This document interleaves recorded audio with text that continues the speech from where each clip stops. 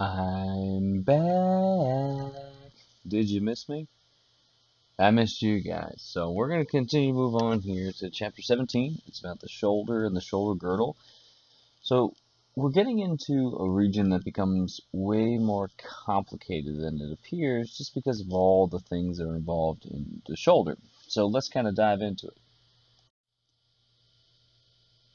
I just love this sign. I wish I had this in my office. And I love working on patients who have shoulder problems just because if you can get good at this, there's so many benefits that you can do. But having somebody able to reach overhead to get into the cupboard, it means more to them than you'll ever know. If you have never been able to do it, or if you've ever lost the ability to do it, and then you get it back, it's just one of those things that when you don't think about how much you use your shoulder on a daily basis, when things are hurting, it becomes a lot more realize of how limited you can be if you can't use your shoulder. So it's just great. We got a lot of shoulder work coming ahead. Let's get to it. So first thing we're going to kind of look at is the structure and the function of the shoulder girdle. So when we kind of look at the shoulder complex, the shoulder has lots of mobility because it has one small articulation with the axial skeleton. And because it has basically, right, your humerus is resting on your glenoid, and glenoid is relatively small.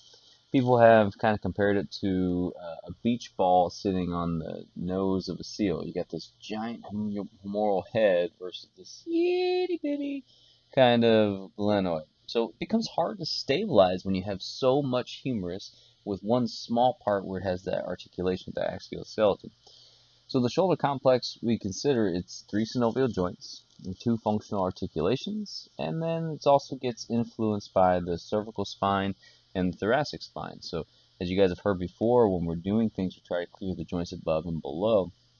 So if I have a patient that has a shoulder problem, I'm definitely going to be looking at their cervical spine because sometimes things in the cervical spine can refer over to the shoulder, and then also with the thoracic spine because part of the functional articulation is that scapulothoracic. We know that scapula is really, it's dictated where it's going to go, whatever the thoracic spine tells it to.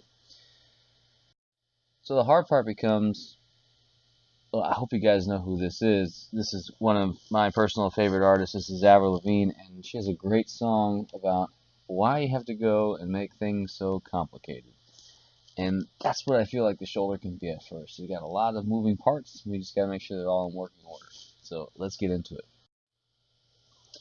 So when we first start and we're looking at the synovial joints, we're really looking at that glenohumeral joint. And with that one, that's that big part where we got the huge humeral head and the much smaller glenoid where things are sitting on. So it's a relatively quote-unquote unstable joint just because there's not much bone-to-bone contact compared to some of our other joints. So it requires a whole lot of stabilization to keep the shoulder from where it's supposed to go. And your book does a really good job in a lot of the early figures that kind of help give you summary of the bones and the joints and the ligaments that are all involved and the arthrokinematics. So I really encourage you to check out some of those pictures if you need to. But when you're looking at kind of like the stabilizers, right, you have the glenohumeral joint, and then on top of that you have your ligaments and your labrum, and then on top of that becomes your rotator cuff. And then on top of that becomes all your big mover things like your biceps, your deltoids. So basically we need a lot of stabilization. So when you actually look down and you look into what the anatomy looks like, you actually notice that the rotator cuff tendons begin to blend with the ligaments and the labrums. And because we know that the labrum has really no contractility and ligaments have no contractibility, having those rotator cuff tendons kind of blend into the shoulder capsule or that labrum allows the contraction of that rotator cuff to give a little bit of that dynamic stability. So the purpose of the rotator cuff really is not necessarily movement of the shoulder, but actually more kind of creating that stabilization, giving a strong platform for the rest of those big mover muscles, your bicep, your tricep, the deltoids, to then do what they're supposed to do. In addition to that, you have the long head of the biceps and the triceps that will help try to prevent against humeral head elevation. And the reason we want that to happen is we know we have that AC joint resting right on top, kind of the roof of that shoulder complex. And if I let that humeral head migrate too far north, it's going to run right into that AC joint. The only problem with that is on top of that humeral head, between the humeral head and the AC joint, is our supraspinatus tendon. So if I let it elevate too much, I can have that, or I can run that supraspinatus tendon, and if I keep creating friction there, I can end up having a supraspinatus tendon tear. That's actually the most commonly injured rotator cuff muscle, is the supraspinatus, and that's just based from anatomy where it kind of positions itself, whereas the infraspinatus is a little bit more posterior, so it doesn't run into the AC joint as much, depending on the position that you're in. In addition to that, from the glenohumeral joint, we have our AC joint, our acromioclavicular joint there at the end, and then we also have our sternoclavicular joint. So that one's a commonly forgot part of the shoulder complex, but your clavicle has to do some rotation. It's got to do some sliding and gliding even on the sternum in order to create the appropriate shoulder motions.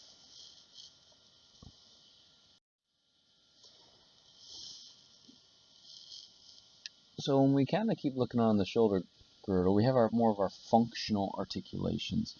So these are kind of our positions that they're not exactly articulations, right? We don't have a bone-to-bone kind of thing. We have more of the scapulothoracic articulation. So basically our scapula is really a floating bone kind of on our thorax, and it's held to where it's supposed to be by muscles. So that's why we talk about with the scapula. You're always looking at that scapular stability, because there's no joint stability it's going to get. It's going to be all dictated wherever the shoulder is, so, or wherever the thoracic spine tells it to go. So we have different motions. We kind of talked about these before: elevation, depression, protraction, retraction. You can read. I'm not going to have to read those to you. And then what I do want to point out is make sure that we always talk about at the end there the tilting. We have an anterior tilt, we have a posterior tilt, things of that nature. Then we also need to know what the shoulder is supposed to do. So during shoulder flexion, the scapula is supposed to upwardly rotate, slight external rotation, and posterior tilt. And the reason we need that to happen, because when that happens, that actually will create more space in that subacromial part, which allows the shoulder to then do what it's supposed to do. If those things don't happen at the scapula, right, if we kept that protracted position, if we kept that anterior tilt, we're going to close the space down, and we can't raise our arm up high. We're going to make that impingement kind of happen. So what we're looking at is with the external rotation, like what is external rotation of the scapula? In reality, that's kind of approximation of the scapula to the rib cage, versus if you had internal rotation, that medial rotation, you're actually going to see more of that winging, and we'll get into that a little bit later as well. And we need that scapular stability. The reason we need it so much is because it maintains the effective length-tension relationships for the humeral muscle efficiency. We need that to happen in order for the shoulder to perform what it's supposed to do. So if we take away the length-tension relationship, right? So if we let the posture have that forward head, rounded shoulders, and we have those rounded shoulders, those protracted anteriorly tilted position of the scapula, we have a decreased posterior tilt, and we have a decreased external rotation of the scapula during elevation. That's going to lead to a decreased strength of the scapula and humeral muscles, the serratus anterior and lower trapezius. They're overly stretched at this point.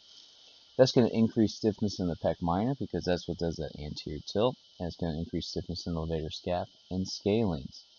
So then what ends up happening is our humeral head is actually going to shift forward in the joint. It's going to overly stretch that rotator cuff and weaken your ability to contract. So I've created less stabilization of the shoulder by having my poor posture position.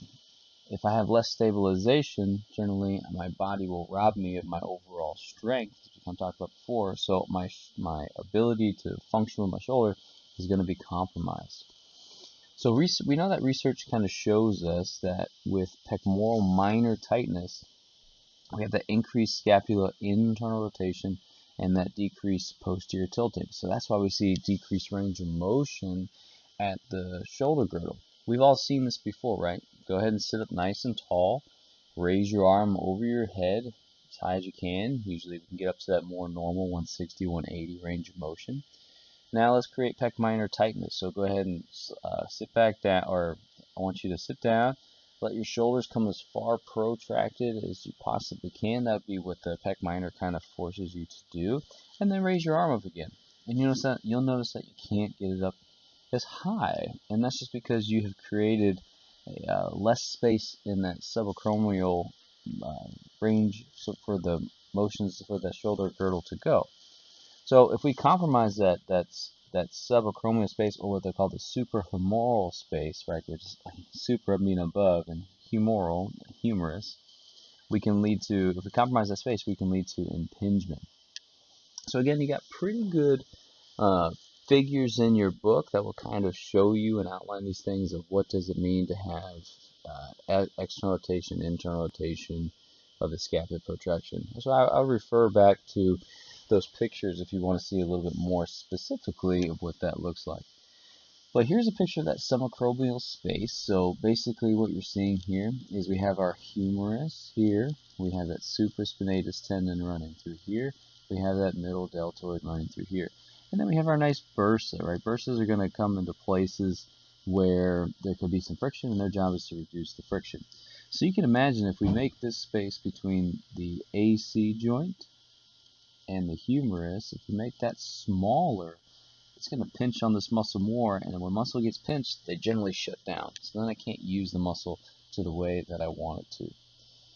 What ends up happening, as you kind of see here, is if I pinch these structures together, I can actually make my bursa swell. So now I take a small space, I create more swelling, which even lessens the space even more, which basically shuts down my muscle and my tendon even more.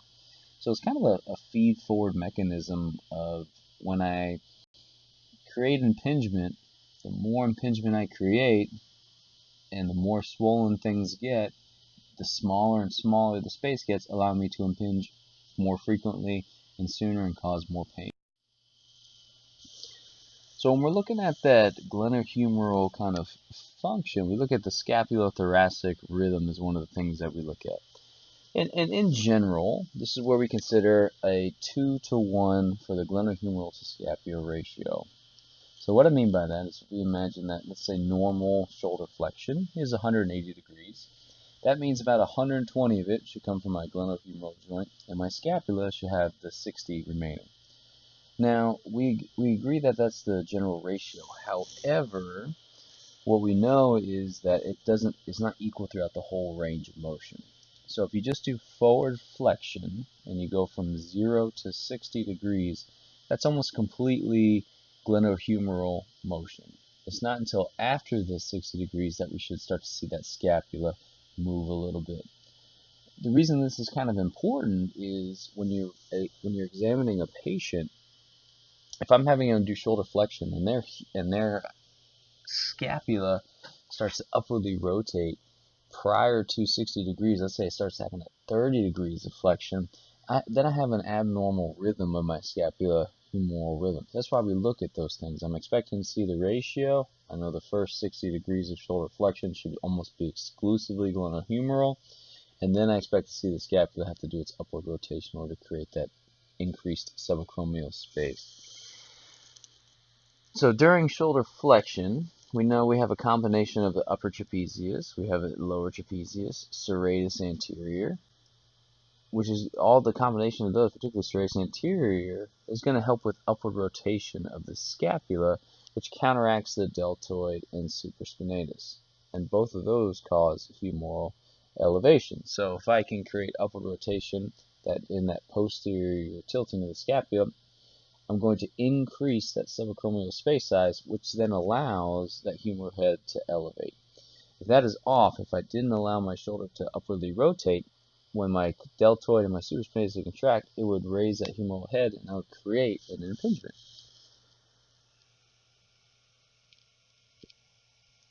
So once we kind of get to the clavicular elevation with rotation with the humeral motion, now what that ends up looking like is during shoulder flexion, you're going to notice that the humerus is going to externally rotate with the arm. And why that happens is you're creating external rotation, kind of sits the humeral head back onto the glenoid more congruently, so it actually will open up that subacromial space again. So you're basically using the external rotation of the humerus with elevation to maintain the appropriate space between that subacromial space and the humeral head. This is why during like PNF, for an example, we do the spirals and diagonals. And so if I'm watching a patient do shoulder flexion, I want them to externally rotate their arm as much as they can as I'm doing my rehab, because I'm trying to get that humeral space to be the way that it's supposed to be. When you don't see the external rotation happen, like an example would be with shoulder flexion. Let's do this. I want you to raise your arm up overhead with your thumb pointing up towards the ceiling, and then it will be behind you. So that'd be an externally rotated humeral position. And now I actually want you to go thumb down into that internal rotated position and try to raise your arm up again. You'll notice that you can't raise your arm up as high as because you have compromised the joint position. So later on in MSK, we'll actually use this to our advantage to do some testing for different muscles. And then also you can see why for exercise purposes, if I'm going overhead, you will not see me fairly frequently, or at all really, have people do shoulder flexion and internal rotation. It's just biomechanically, I'm putting the joint at a compromised position, and I'm also not going to allow you to get full range of motion because I have shut it down from not allowing that external rotation to happen.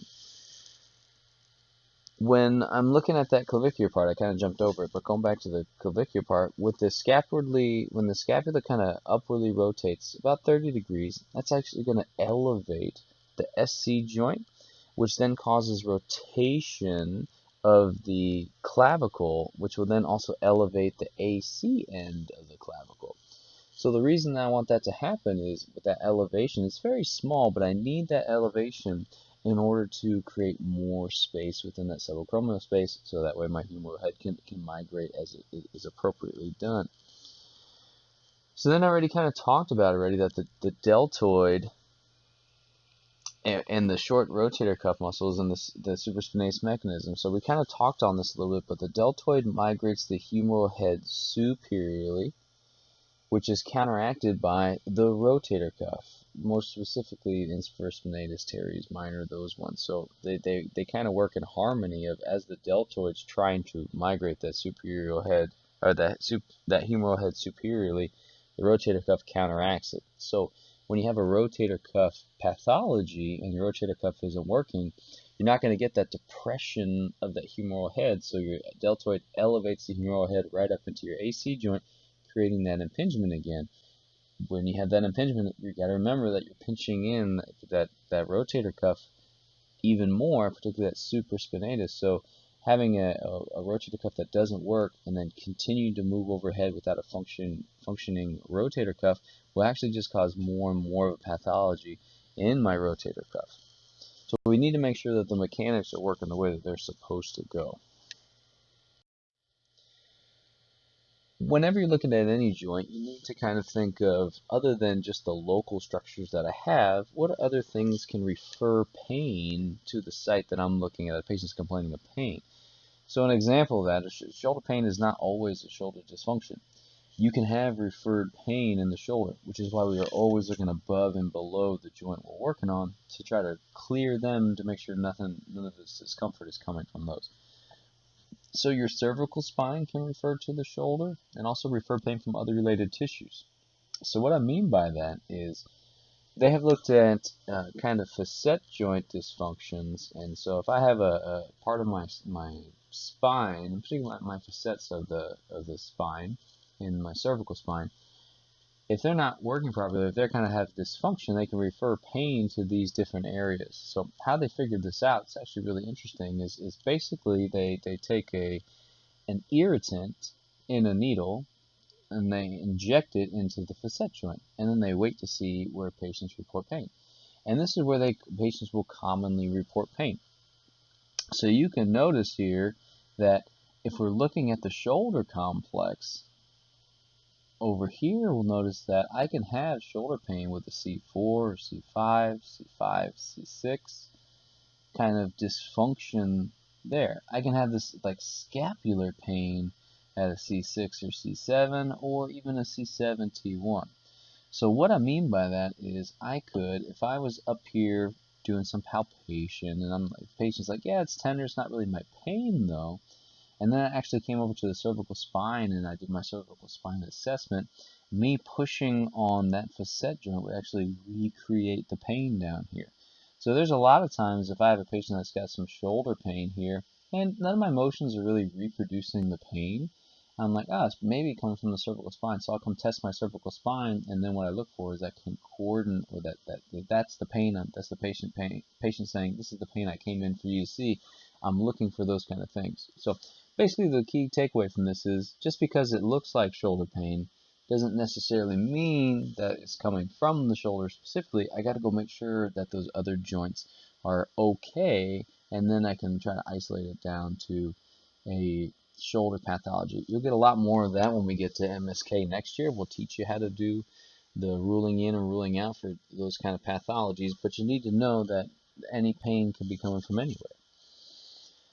Additionally, we know there's some things that I cannot help, right? These are those non-musculoskeletal problems. This will be your red flags that we talked about in tested measures for screening purposes. This is why I ask, or we have them, if the pain is unchanged by movement and we cannot recreate it with our test, it may not be a musculoskeletal problem, maybe something else. So you can see in this picture here that a lung and a diaphragm can refer to the shoulder. Those can cause those kind of pains. Liver and gallbladder, another one that can cause a little bit of shoulder pain. That mid-back pain, that can be coming from a heart problem. So we always have to kind of make sure we can rule those out. And again, my job with my test and measures is if I can't reproduce your pain with motions and I can't change it, it may not be a musculoskeletal thing. It may be something else that you have to then treat.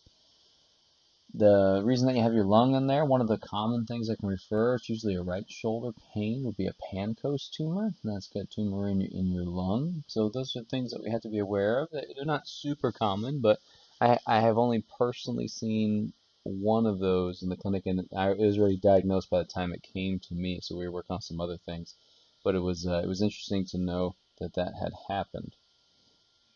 And then in addition to that, we have our nerves that could have nerve disorders in the shoulder region. So we got to think of all the amount of nerves we have coming from the neck and then down to the shoulder and then all the way down to the hands. So we have a lot of nerves that have to go through. So we have our brachial plexus in that thoracic outlet. You may have heard of thoracic outlet syndrome before. We have our suprascapular nerve and that suprascapular notch. And we have our radial nerve when we get to the axilla.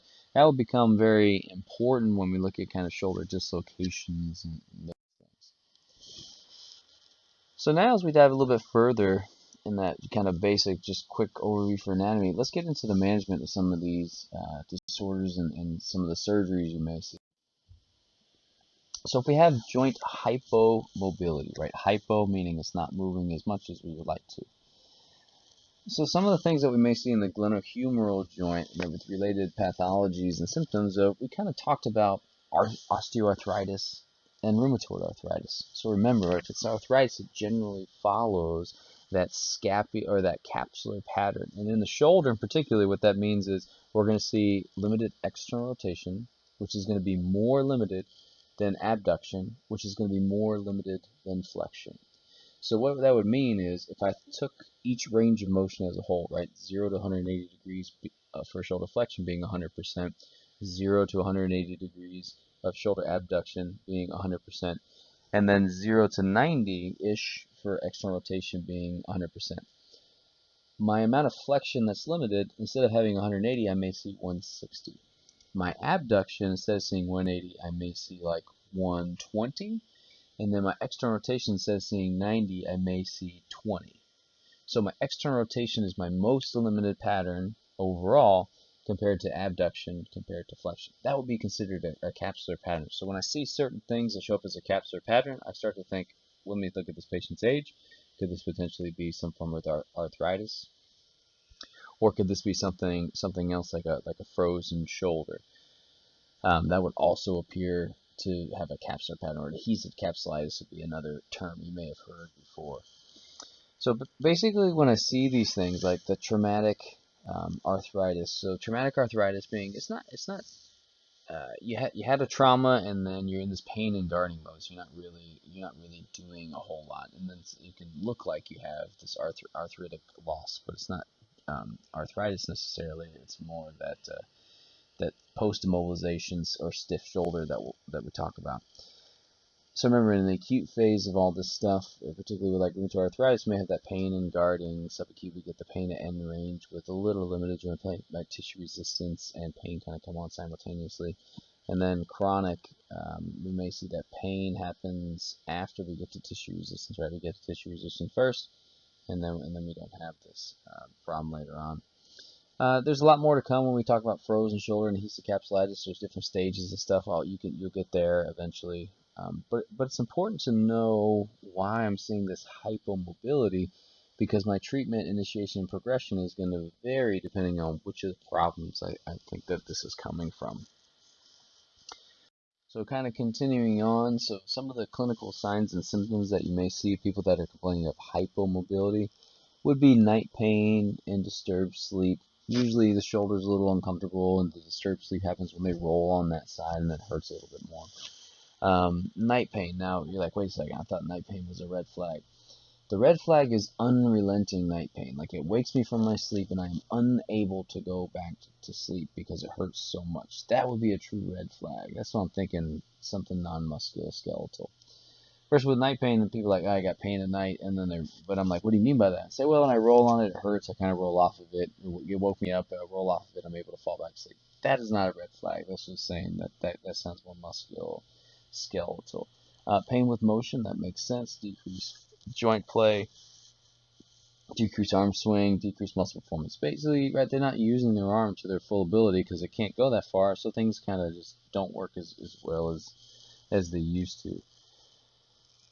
You may have some common structural functions and impairments, and then the common activity limitations you may see as well. Difficulty reaching, getting up overhead, reaching into the cabinet, reaching back to, as my mom would say, to hit the kids that are in the back seat, to kind of get back there. Washing their back for ladies, and maybe putting their bra on from behind, they may have to put it on in the front. So usually those are the big things that you're kind of seeing. Washing your hair is another participation activity that people may have. So hypermobility just tends to show up in that reduced range of motion. Your job is to figure out why is it reduced, where's it coming from. So when we look at the phases, kind of treating somebody non-operatively, well, the first thing we want to do is protect it. Now, the nice part about this is this phase can vary how long it's supposed to go depending on what you're trying to protect. Right? This may be if somebody's in a flare-up from rheumatoid arthritis, this phase may be a little bit longer.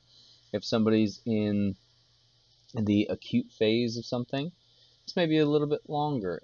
But if it's more of a chronic nature, we may not really have to protect much, so we may move through this phase very, very quickly.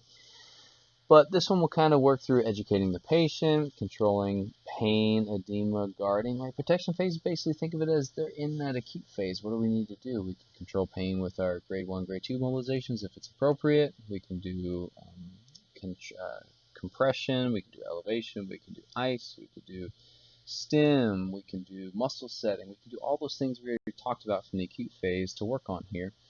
And then we don't want to lose anything we don't have to. So we want to maintain our soft tissue and joint integrity and mobility to the best that we possibly can.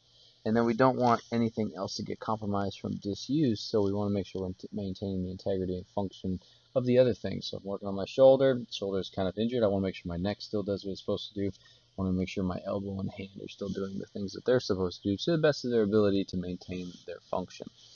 You got some good references that you have. So box 10.1, going back to chapter 10, that was kind of those guidelines we had for management when people were in that acute phase.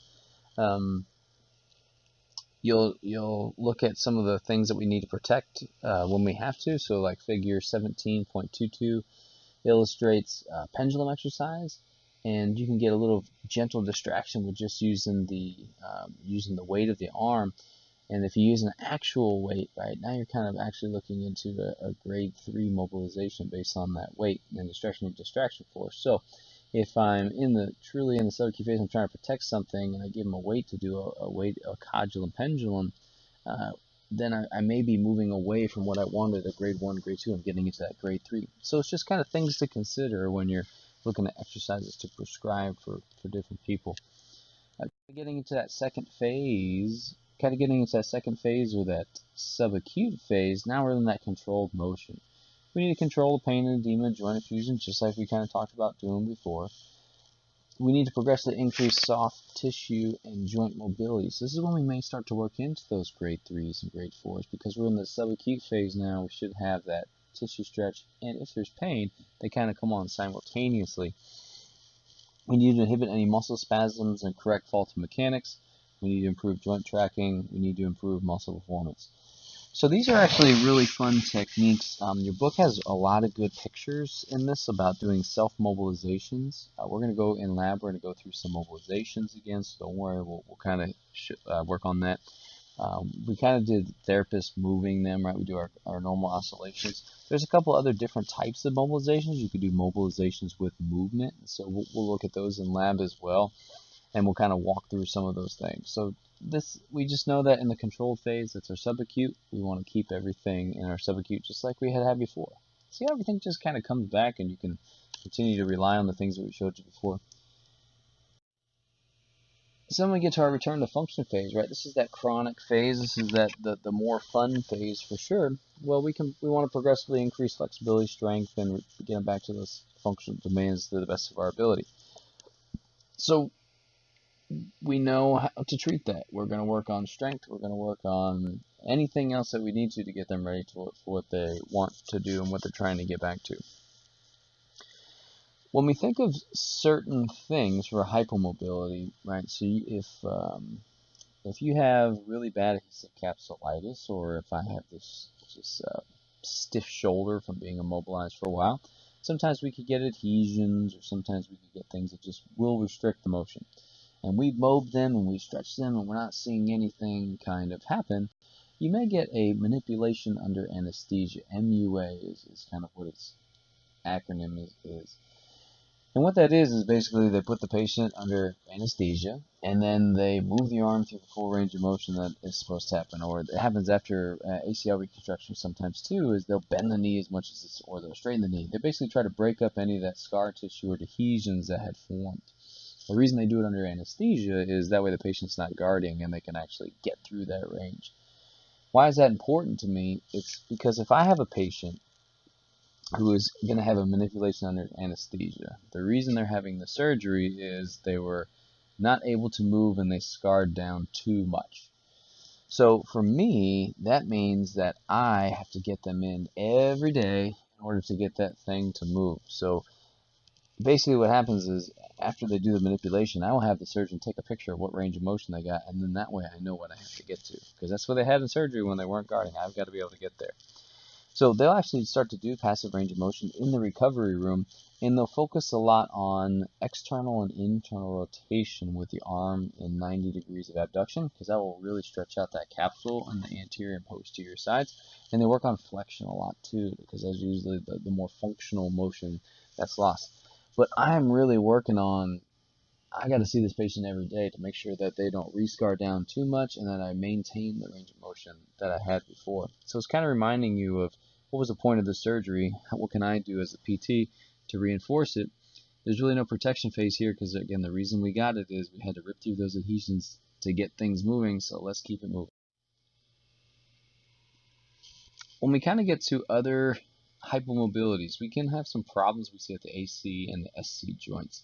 And a lot of times, those times we may see more like overuse syndromes, we may see subluxations or dislocations, particularly of the AC joint, and we can see that can lead to hypomobility. So basically the AC joint, if you think about when it gets stressed the most, it's stressed with shoulder extension, adduction, and internal rotation. So kind of think of like a tennis serve or a volleyball spike. We can kind of start to stress that AC joint in that one.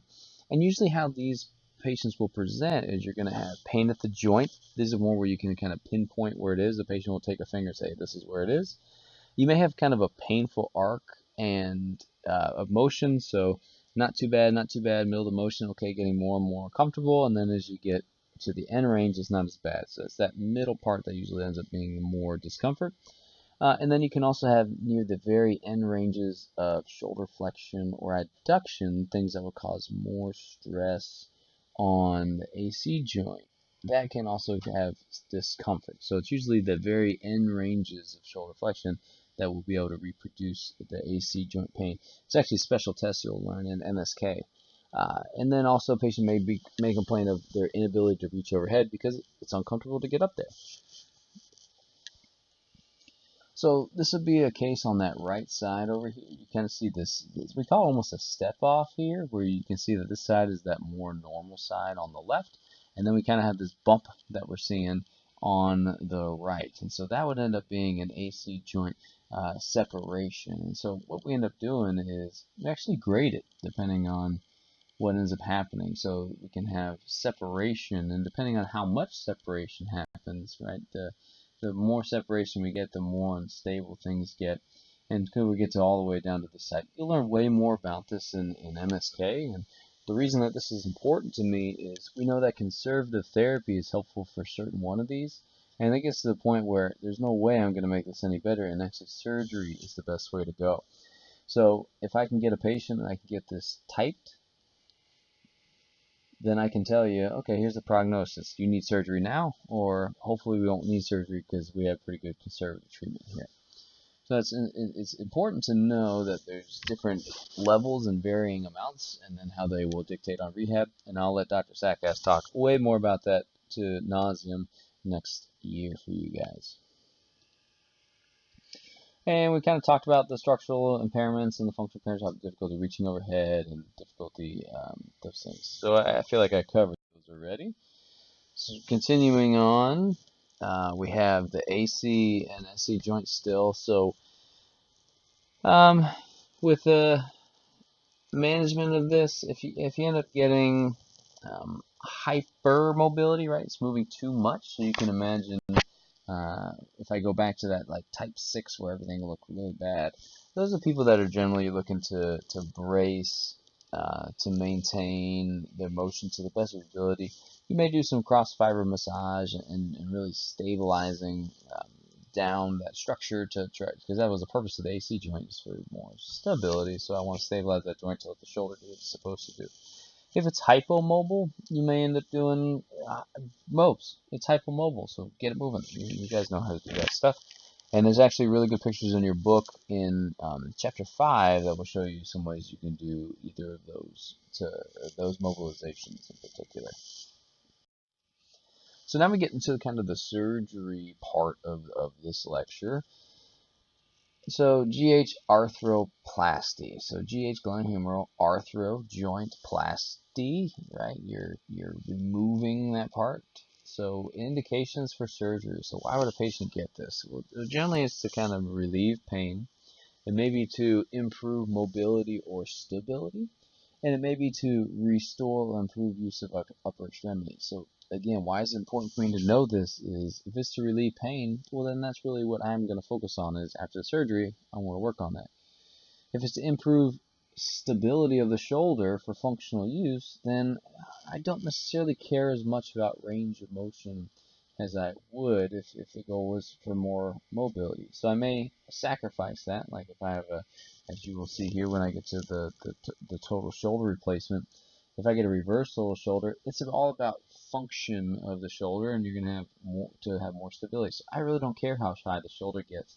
Sometimes you may get up to like 100 degrees, and that's a win in our book. So what that will kind of look like, and what the procedures will, is basically we need to choose one or the other, and there's a whole bunch of ways we can do it. We can do unconstrained versus semi-constrained versus constrained. We can do operative procedures, and then there's a lot of complications. So what we kind of look for, I'm going to see, I think I have it here. Boom. So this is different kind of shoulder positions. So we have a total shoulder replacement there on the left. You'll notice that the humerus still has the ball component, and the glenoid still has the cup component. Then you can have that's a total, so both surfaces are replaced. You can have a hemi, right, half of the arthroplasty, so only one side. We just have the humeral head here, which has been replaced. And then you can have a reverse total shoulder, which you can actually see here in the glenoid. They made that the sphere part, and then they made the cup the humerus. And so why would I choose one or the other? Well, not me personally. Why would a surgeon, I guess is a better way to put it, choose one or the other? So basically what you have to do is, what is going on with the patient and what do we need? If you think about all the structures that we're changing here, we're really kind of messing with the rotator cuff is a really good example because that inserts on that humeral head. And so if you have somebody that has osteoarthritis, generally that's more of the bone and joint degeneration, but they may have a good rotator cuff, meaning that it's not degenerated, it works. So if that's the case, then generally I'm going to use a regular total shoulder replacement because that's really going to be able to improve the function, decrease the pain, and increase the mobility compared to having somebody that had osteoarthritis. Versus if I have somebody that has rheumatoid arthritis, well, we know that's that inflammatory process. It generally inflames and degrades tendons. So generally their rotator cuff tendons are very degenerated, which means they have a bad rotator cuff. So if they have a bad rotator cuff, that's really going to decrease the stability of that shoulder. And so generally these patients, you'll actually see that they're going to have a reverse total shoulder. It will allow the shoulder to do a little bit more and improve their function, but I'm not going to have a ton of range of motion because that wasn't the goal of the surgery. I don't have a rotator cuff, right? They're not going to repair the rotator cuff. So the shoulder, the whole point of reversing what's the sphere and what's the cup is to create more joint stability. I'm going to make that seal's nose the ball, and then the ball the seal's nose. I'm going to switch them so that way we can have more function. So range of motion really isn't as important with these patients. It's really more trying to get as best function as you can possibly do and also help decrease their pain. So with the rotator cuff, right, the rotator cuff we know is what keeps the humeral head from migrating superiorly. So without it, you're going to have that decreased articulation of the total shoulder replacement, which is going to lead to increased loosening. So if we don't have a rotator cuff, we're not going to be able to keep that head from migrating. We don't want it to be too loose, so that's why we do the reverse total shoulder, because it's more stable, but because it's more stable, it makes it less mobile. Then we can have unconstrained versus semi-constrained versus constrained. So what that will look like is, do I want increased mobility versus increased stability? It's important to know those for rehab purposes. Your book does a really good job of working through those. With the operations, to redo this, it's an open surgery, so there's lots of damage, right? You're going to have to cut through the pectorals, the deltoids, the anterior capsules, bones. The subscap is usually released with the total shoulder replacement, and then it's reattached. There's also a bunch of nerves that are around there. You got your axillary nerve, your suprascapular nerve you got to consider. They may also do different stuff when they're in there, right? So if they're in there doing some joint replacements, if you got a total shoulder and they see a rotator cuff tear, they could potentially repair that rotator cuff. That's going to really change what your rehab is going to be, because now you got to allow that muscle or that tendon, depending on what part they repaired, to go through its tissue healing processes. They can also do some bone grafts. They can get down and tighten that capsule. They could do a chromioplasty, which means they remove part of the acromion. And the reason they would do that is to try to create more subacromial space, so that way you're not doing all that impingement that you were doing before. You need to know what happens. That's why you always ask for that op report if you can, because this is going to change the timeline for recovery. And the more things that were repaired, the longer the rehab's going to be.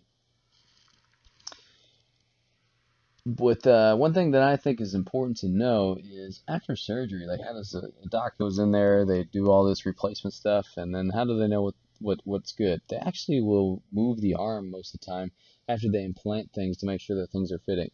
So I will often ask them, like, what range of motion did you get to after the surgery? Because that's all that I expect that patient to get. So an example would be a patient gets a total shoulder replacement, and I ask the surgeon, hey, what kind of flexion could you get to? They may often say something of 140 to 150 degrees of flexion. And then I'm like, okay, that would be my goal for that patient, is to get there close to that rather than 180 degrees. And also with external rotation, for someone that has a total shoulder replacement, you may see something more like 45 degrees to 50 degrees of external rotation. So my goal is no longer than what healthy, non-operated shoulders on is going to be. Is going to be more appropriate to whatever the surgeon said that this was the range of motion they get for that surgery that they had. In addition to that, like with the reverse total shoulder, I already told you, because your goal is not mobility, it's stability. I expect much less range than what I just quoted you for the total shoulder replacements. And then the complications that may arise from the surgery would be we move things too much, so we get a loosening of everything. We move things too much, so we get tearing, or things become so loose that we dislocate. So this is why a lot of patients will actually wait to come to physical therapy, because if we make them too loose, if we don't do our job, if we don't protect it correctly after one of these surgeries, we can make things too loose, set them up for failure later on. It's much harder for us to take things that are too loose and try to tighten them back down versus take things that are too stiff and loosen them back up. We're much better taking things that are stiff and loosening them. So you have to kind of be cautious as you're working through that. And then the last part here is, if you looked at an x-ray, this is what a reverse total shoulder would look like. Again, you have that sphere for the glenoid now, and then you have that cup for the humeral head. Increased stability, you're going to sacrifice mobility, but it'll still allow the patient to use a little bit of their, improve their function a little bit more from where they were prior to the surgery. So when we look at the post-op considerations, we kind of talked about you just really have to consider what their goal is. And so the main goal that we have was it pain relief? Is the secondary goal is functional mobility. Like most of the time that people are getting these joint replacements, it's to decrease pain. Whatever function we can get out of that, then it becomes better. We need to let tissues heal when they're supposed to. Did we have a rotator cuff repair? Did we repair that subscap? Did we stitch up the labrum of the capsule?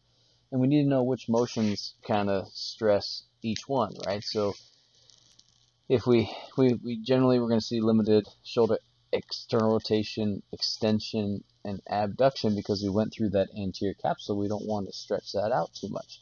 And then we definitely don't want to see a lot of combined extension, adduction, internal rotation. We don't want to see a lot of those motions because, well, let's face it, guys, that's going to stress out all those things that were just cut. Now you're like, well, when would I ever do extension, adduction, internal rotation? Well, you kind of need that to reach behind your back, or even like wiping your butt after you use the restroom. That's a motion that you're not supposed to be doing with that shoulder as well. We don't want things to we're going to go through the front of that shoulder. We don't want things to stress out that front of the shoulder too much. So it's important to remind to educate the patient about what their surgical precautions are, why they're there, and then talk about ways that you can mitigate that. If you're a right side wiper, sorry, you're going to have to go left side for a little bit. Maybe you were going behind, maybe now you got to go underneath. So sometimes you got to have some conversations you may not have considered after you do some surgical things. With our mobilization and post-operative positioning, that can become a interesting thing. So you'll notice that like after a rotator cuff surgery, they don't put their hand, we don't have a patient immobilized where their hand is touching their stomach. We actually give them a little bolster between for a better length tension relationship healing. So there's some different reasons why we may see different positioning post-op. And your book does a really good job of kind of describing some of the things of why we would pick one position over the other. And then our outcomes, right? Pain relief, that was the main goal, so that's really what I'm looking for. Range of motion is kind of a secondary goal that I have. If I get some, great. If I don't get too much, if a patient's functioning well enough, then I'm pretty happy. So you have to consider those parts as well. So kind of moving on to other pathologies here. So if you look at rotator cuff disease and tendinopathies, well, when we look at these things, there's how these kind of happen is some of them will kind of go together. So they're related for a reason. So we have impingement. You guys have probably all heard of this term. So impingement means things are touching that basically ain't supposed to be touching. And there's several reasons that can happen. So impingement is really kind of a cluster of signs, and our goal is to figure out what is being quote unquote pinched. So we can have intrinsic impingement, and when that happens, that can lead to rotator cuff disease. So what I mean by intrinsic, that could be a vascular issue. I'm not getting enough blood flow, the tendon becomes degraded. That's the reason that would be intrinsic. I could have tissue tension overload, but I could just work it way too hard. And then I can also have collagen degeneration, right? Things can just degenerate to the way that I was thinking. And why it's called intrinsic is because generally what this leads to is the side that has the articular side usually has the degeneration to it. It's usually leads to some shoulder dysfunction. It could be unilateral direction or multi-directional kind of instability that it happens. And with a unilateral direction one, usually the rotator cuff tear or laxity is usually on one side. And if you have a multiple directional instability, usually the connective tissue around is lax. So you kind of it's one of those things is one of the nuances. You'll get more of it in MSK next year. Then we can also have extrinsic impingement. And so what extrinsic is, it sounds exactly like what it is. It's mechanical compression of the tissue. So if my subacromial space is compromised and I keep running my supraspinatus tendon into my AC joint, then I can create, that'll be an extrinsic reason for that to happen. Now the question is there like bone spurs and stuff in there in the joint, or is it more like my rotator cuff isn't just working the way that it's supposed to do? And so the reason it's called mechanical compression is it's not like a bone or something that's in there. That'd be more that intrinsic one. The extrinsic ends up being things aren't doing what they're supposed to do, which is leading to compression, which isn't supposed to happen. So why this is important is when you go look on the MRI, the degeneration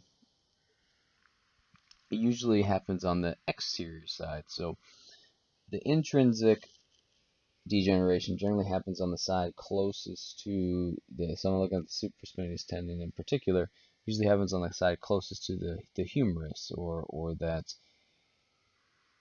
articular side versus the exterior, that'd be the superior portion of that supraspinatus underneath that AC joint. That tends to lead to more of the extrinsic. So basically what I mean by that is when they look at the image, depending on which side of that supraspinatus tendon there's degeneration, they can kind of figure is this more intrinsic versus extrinsic. And there's a whole bunch of definitions. You're going to get them a lot more when you get to MSK, but the reason I need to know is the intrinsic or extrinsic, primary, secondary, internal, is that will help guide me on what interventions are appropriate as we go. Your book does a really good job of illustrating these and a couple figures in 17.5, 17.6. I would look at those, and that will kind of help you get those definitions if you're having trouble with primary versus secondary, intrinsic versus extrinsic as well. So here's what that will kind of look like. And you can see some of the changes that we see. So here we got that rotator cuff tear. Here's where we have that impingement syndrome. You see how this part of the AC joint in that top picture here has got those bumps under. So that's kind of those bone spurs that are starting to form. And then down here you have that kind of irritated tissue. So there's a lot of reasons that any of this stuff can happen, and based upon which of these that I'm seeing, I have to consider my tissue healing principles and go from there. In addition to that, we have tendinitises or bursitis. So remember, anytime you see itis, you're thinking swelling. So tendinitis is a tendon has swelling. Bursitis, bursa has swelling. And so what can happen is we can have any one of those kind of impingement problems can lead to different things being pinched.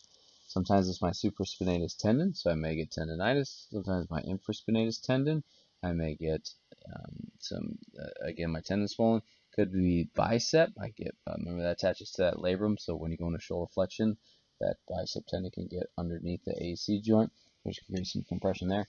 Or I can get that bursitis. Remember, there's a lot of bursas in a whole bunch of places. There's the subacromial one right underneath the subacromium. There's the subdeltoid, so right underneath the deltoid. So any one of those, if I push too hard on it, can create inflammation and then make that space that much smaller.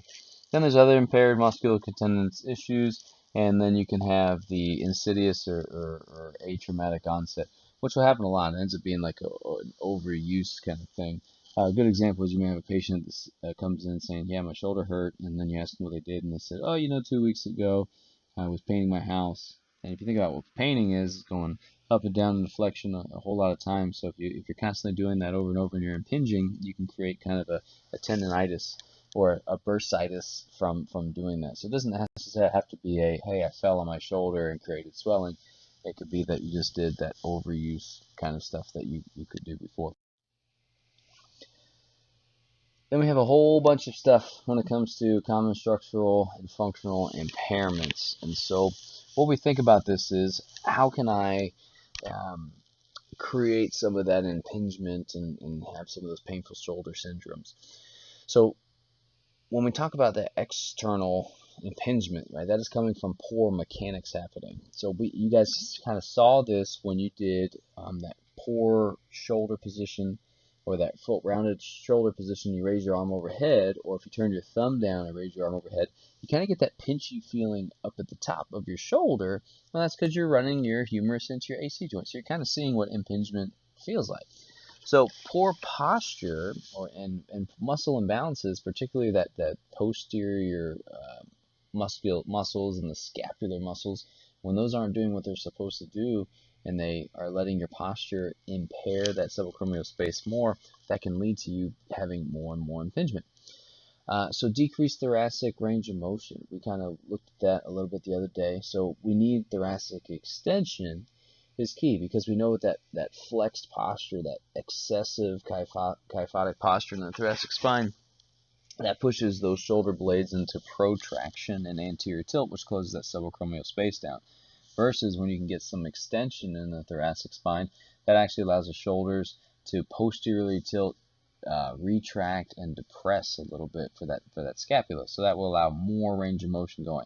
You may have heard the term regional interdependence, and that's kind of the idea that one section will respond to whatever another section does. So we kind of talked about looking at some different positions, like when we had the person whose posture was the short leg and the long leg. When we know on the longer leg, you may see foot pronation, versus on the shorter leg, you may see foot supination. So then what happens is, if my foot pronates, you actually notice that my knee will go into a valgus position. So I can have regional independence of whatever my foot does will kind of dictate what my knee does, and vice versa. And we have some pretty good evidence that will show you that thoracic manipulation will actually help improve shoulder symptoms. So again, just kind of reminding you that, yeah, we know where the pain is, but we're going to end up treating all the things that can lead to there. And that's just reminding you that just because it looks like a glenohumeral problem doesn't necessarily mean we can't work on the scapulothoracic portion of that shoulder complex. That's why it's a complex and not a specific joint itself. We have rotator cuff overuse. You guys have all seen or heard about that, and it's usually from those poor mechanics, as we kind of talked about. Your book does a really good job at 17.6 in the box that kind of summarize common impairments you'll see with rotator cuff disease and tendonitis. We can have muscle weakness secondary to neuropathy, so this would be a really good way for you to look at, like, what does the long thoracic nerve innervate. That would be, usually, I'm pretty sure Dr. Todd probably asked you about, you got a knife wound, you got stabbed, and you got cut in the long thoracic nerve. What happened? Well, we know that's the serratus anterior. You're not going to get that upward rotation of the scapula anymore. It's going to lead to scapular faulty mechanics, making it much, much easier for you to have that shoulder impingement. And then you can also have the hypomobility of the posterior glenohumeral joint capsule. Now, this one's actually pretty common for people. And hypomobility posterior capsule, so this is, again, when we're thinking, okay, posterior capsule, what would stress the posterior capsule? Internal rotation. Okay, I get that. But we're talking shoulder flexion, usually has the position of an impingement. And we know with shoulder flexion, we should see external rotation. So if you guys recall back to when we talked about some of the interesting things with the evidence, is when we look at joint mobilizations for external rotation, we actually find a much, much better improvement in external rotation, not with an anterior mob, but a posterior mob. And the reason you can kind of think about this is, if my posterior capsule is too stiff, it will push the head of my humerus to the edge of the front portion of the glenoid.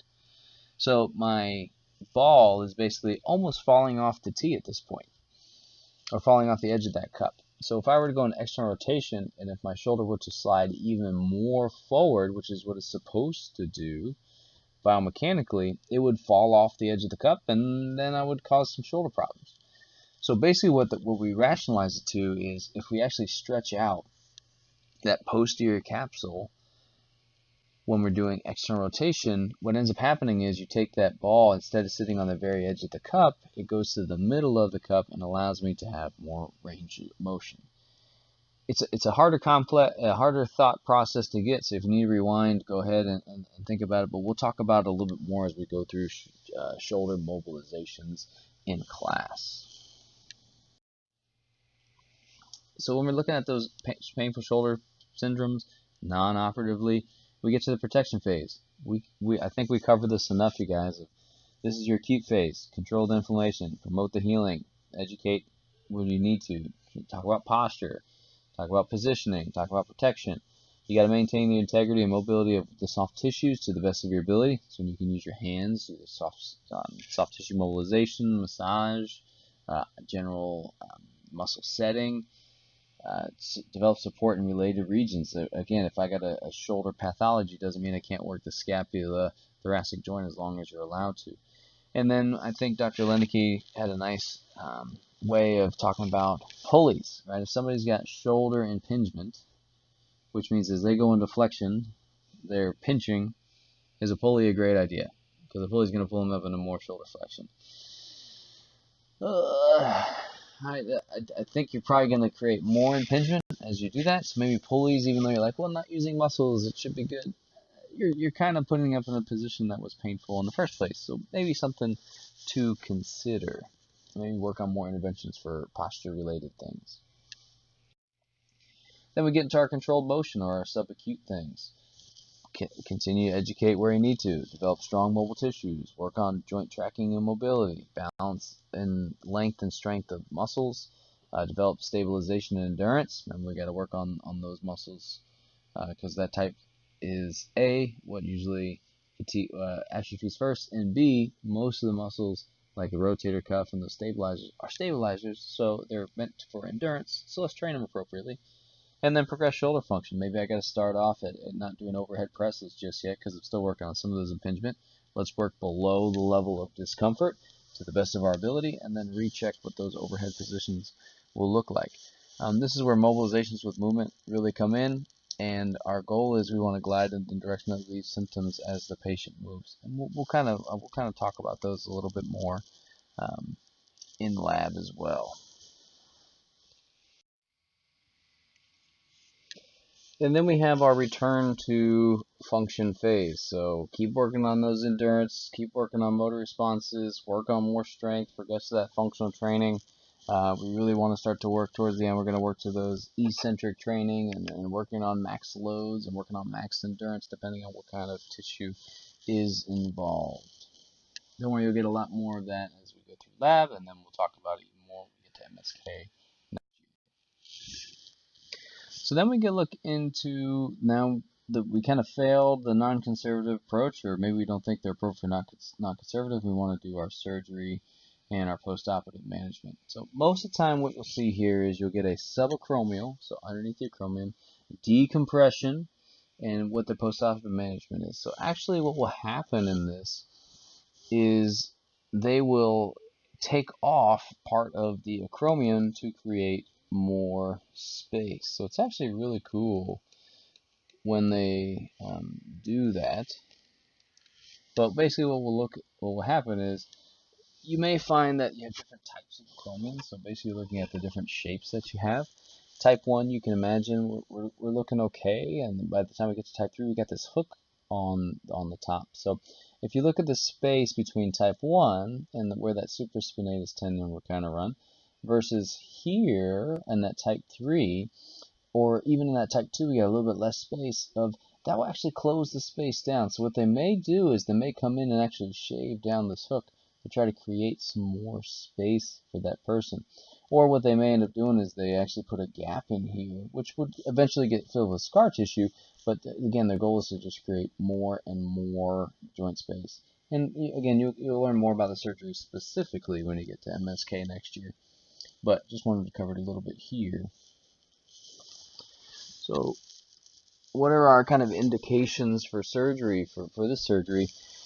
Well, it's really pain during overhead exercises. And you can imagine then if we had to decide what we think is important for this is if somebody has primary or that primary impingement where it's a bone spur or something of that nature, it's probably going to be pretty effective.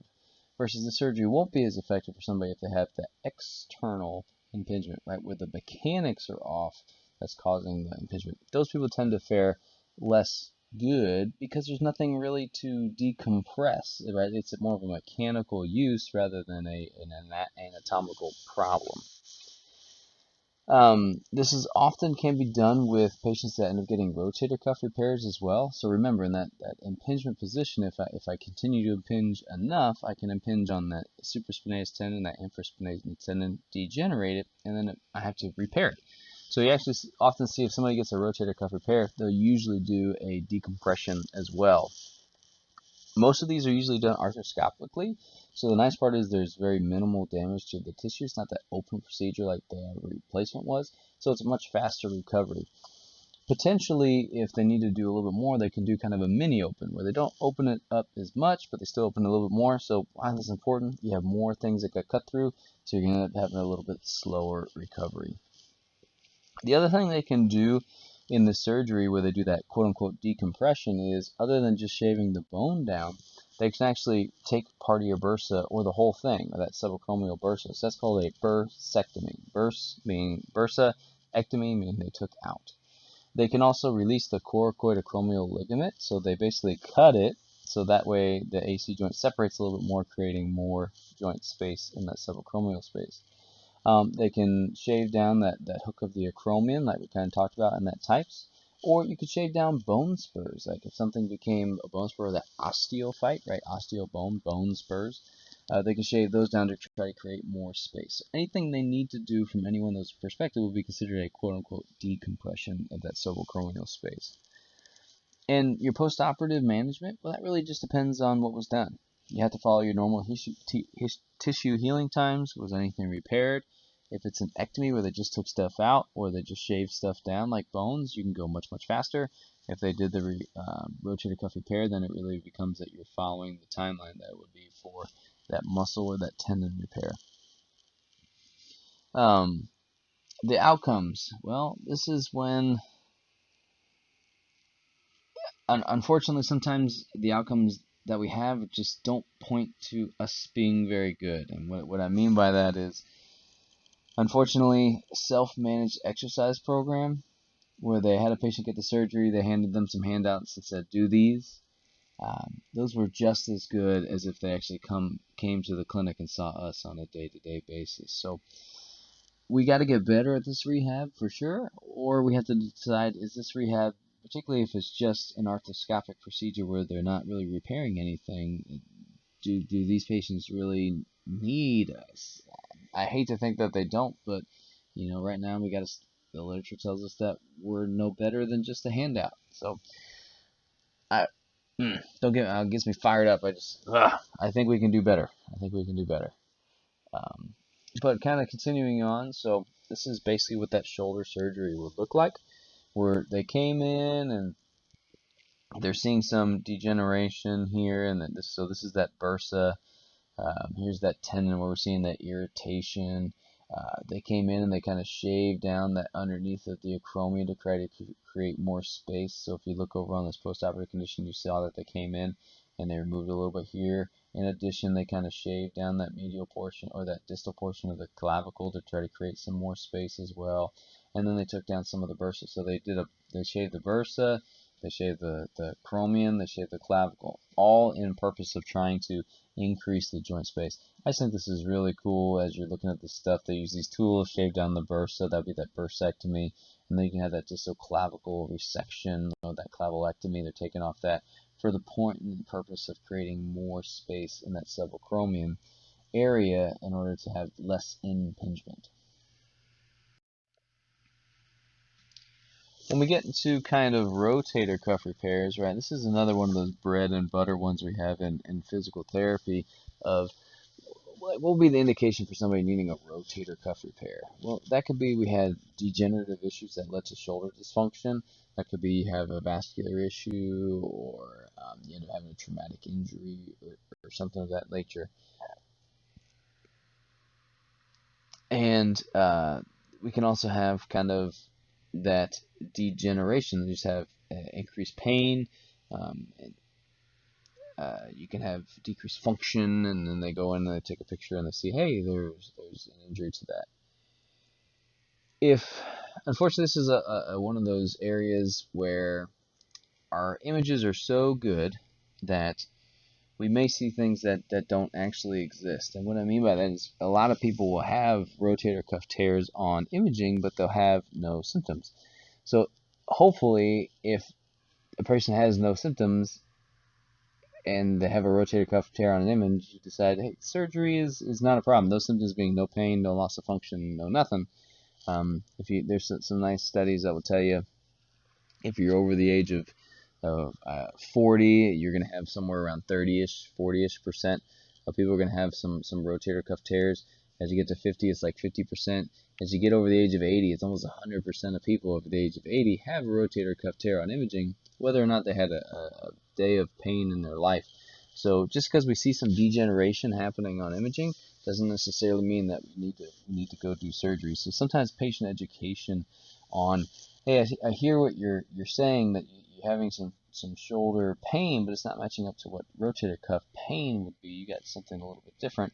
Yeah, sometimes you have to have those hard conversations with patients to steer them right. What the procedures will kind of be, it could be anywhere from an arthroscopic procedure. It could be a mini open or traditional open. More than we're moving towards the arthroscopic stuff, so you have less tissue that's involved, but again, you're repairing the rotator cuff. So with that repair, you're on the timeline of whatever, if it's a tendon or a muscle that you kind of repaired. What are the kind of the components? So again, it's not usually just the rotator cuff that they repair. Usually they'll do that subacromial decompression. Remember that rotator cuff is for stabilization, so they may also do a capsular tightening, right? That capsule or labral tightening or reconstruction in order to create more stability of that joint. And they also do a bicep repair. That's another one that you'll get a little bit more in MSK, but again, that's inserts into that labrum. If we think of that rotator cuff and where all those tendons insert into the labrum, so sometimes they end up having to do a bicep thing as well. Selection, well, the selection of which type of surgery I want to do depends on the size of the lesion, location of the lesion, amount of retraction remaining, quality of tendon and bone. So if it's small, I'll try to do that arthroscopic.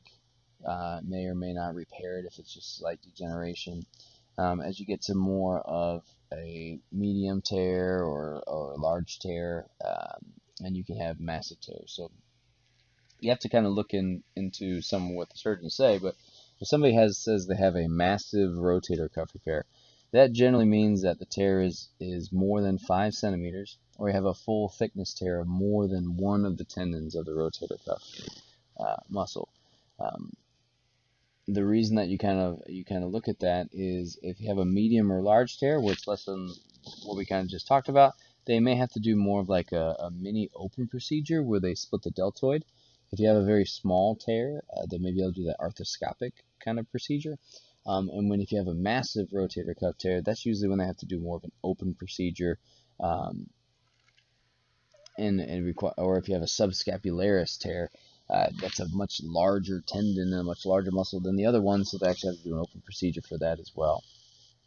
So basically, when you're thinking of the postoperative management and mobilization period, it's the time you repaired something, you repaired a tendon, you repaired a muscle, so it's a little bit slower, and it can become even slower if the problem was chronic. The more degenerated the tissue was, the longer it will take to heal. The larger it is, the slower you'll have to go. If there was multiple surgeries done, if I had a lot of decompressional stuff, it will be a little bit low. If you have a lot of weakness that was pre-op, then you're gonna have more weakness on your post-op, so that'll be low. That will slow things down. Your poor health, your smokers, compromised bone or tissue. If you need to get back to a much higher level of function, the older you are, if you had used an open approach, if it's a tendon to tendon repair versus a tendon to muscle repair versus muscle to muscle repair, poor range of motion or lack of compliance, all those things can basically slow down your rehab. So you have to set the expectations off the bat of based on everything that you talked to me about and based on what the surgeon saw when they were in your shoulder. This may be a little bit longer than we were hoping for originally. And with your post-op management, you're really following your tissue healing times. The more damage there are, the more limited they are. If it's relatively smaller tears, the passive range of motion generally starts a little bit earlier. Um, you may delay active range of motion for 4 to 6 weeks, and for a larger tear or bad tissue, you may not allow active range of motion for 6 to 8 weeks. So you can see, based on what the surgeons saw, what they're in there, and what size the tear is, it may speed up or slow down my rehab and what I can do. And that's when the protocols become very helpful because usually the surgeons will let you know what kind of size tear things were. Our outcomes, well, you can imagine the more involved things are, probably the worse we are. The less things are involved, the probably better we are. So we have relatively good to excellent outcomes for patients that have smaller tears, and they're less good as we get to larger tears. The younger you are, usually the more successful you are than folks that are older. Again, as you get older, things just degenerate more. It's just harder to heal things that are more and more degenerated. After things are healed, the hardest motion to kind of get back is the behind the back motion, and the reason for that is the majority of repairs that we have are going to be the supraspinatus and infraspinatus. Those just from biomechanical standpoint and anatomical standpoint, those are the what get injured the most because they're the easiest to get impinged compared to the subscap or the teres.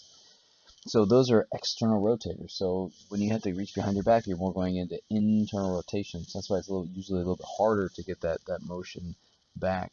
And both of those are also abductors, and or they aid in the abduction, particularly the supraspinatus, and so which is the most repaired muscle of the rotator cuff. So then going behind your back also involves adduction. So you can imagine that going in adduction, internal rotation will be the hottest thing for those to get to. Most people's strength is going to be regained within the first 6 months. Usually it's about 80% of the strength is back, and then by 1 year you're talking about like 90% of people have most, or 90% of the strength is usually back. There's some good tables that you have in the book that will talk about influences of the progression of rehab after the rotator cuff repair. So I think that's a good box to review.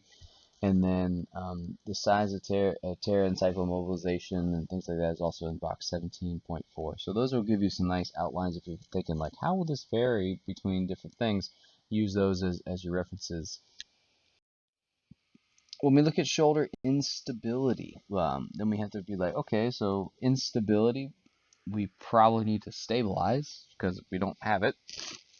So let's look at how that would happen. So we can have a couple different things. We can have atraumatic hypermobility, and that could be unidirectional or multi-directional. Atraumatic, well, that could be because of you end up getting the connective tissue laxity from microtraumas, right? This is your repetitive things. I've been doing this throwing. I've been painting for years. It's the repetition that leads to the hypermobility. You generate things down enough that it becomes more hypermobile. Throwing athletes, that's a really good example. You end up getting an external rotation and abduction to throw, which leads to stressing the anterior labrum, which leads to degeneration of the anterior labrum, which leads to anterior instability. You can have the same thing that will happen posterior or inferiorly depending on what motions that you have. The reason I want to know if it's unidirectional or multidirectional is you can imagine if it's one direction, I probably have a better chance of rehabbing that than if it's multi-directional. If every direction or a bunch of directions are going off, it's a much harder rehab, and those are folks that generally end up getting more surgeries versus the unilateral direction you usually can do a little bit more conservative rehab. Um, Traumatic. So traumatic is that makes sense, right? If I fall on my shoulder, or if I fall on my arm, an outstretched hand, a foosh. You guys will hear this term a lot as we kind of get to the rest of the arm for this thing. That's a way that we could dislocate. Based on just the mechanism, most of the time the anterior dislocation is the most common from an anatomy standpoint. There's less stuff up there to kind of help control, and by the positions that we put ourselves in and on a day-to-day basis, we just stress that side out more than we do the other side. You can get a posterior dislocation; they're just less common. And with any dislocation, you have to consider what other tissues were kind of there. Remember, those rotator cuff muscles insert on the humeral head, so if it shifts anteriorly and dislocates, you can get a rotator cuff tear. Um, Another thing you may also see is if it dislocates anteriorly, that's where the axillary nerve is. You got to remember what that axillary nerve innervates, right? Thinking deltoid here, right? So if I injure that, I may have weakness um, after the dislocation because I actually severed the nerve or I traction the nerve. So the more dislocated it gets, the more problems I can have.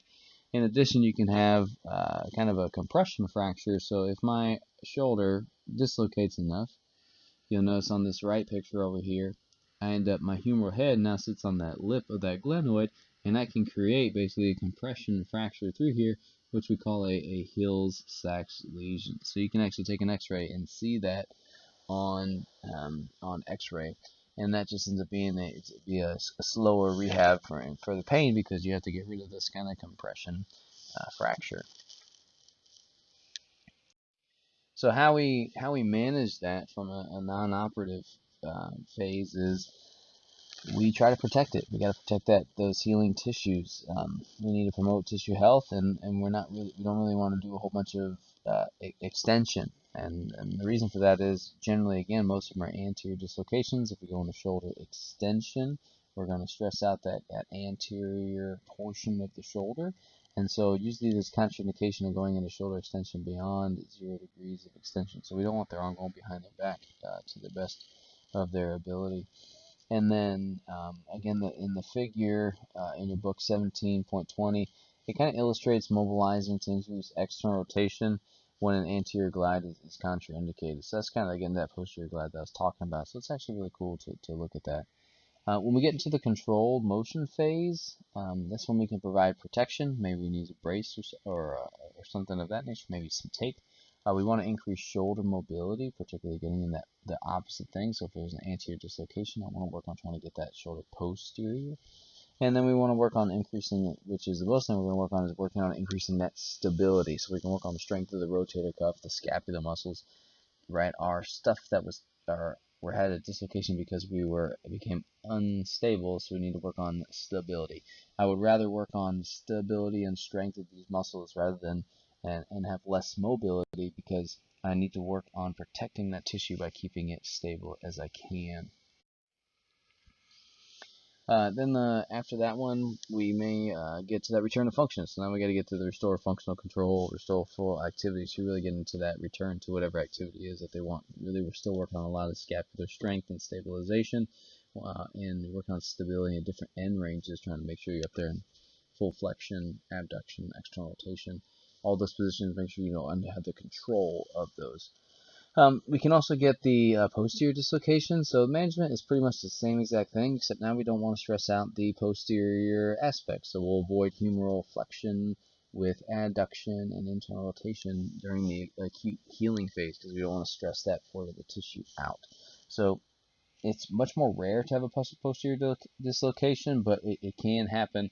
And when that happens, it's usually that you're falling on an arm that's stretched out right in front of you, and that way when you hit the ground forces the head of the humerus out of the back of the shoulder.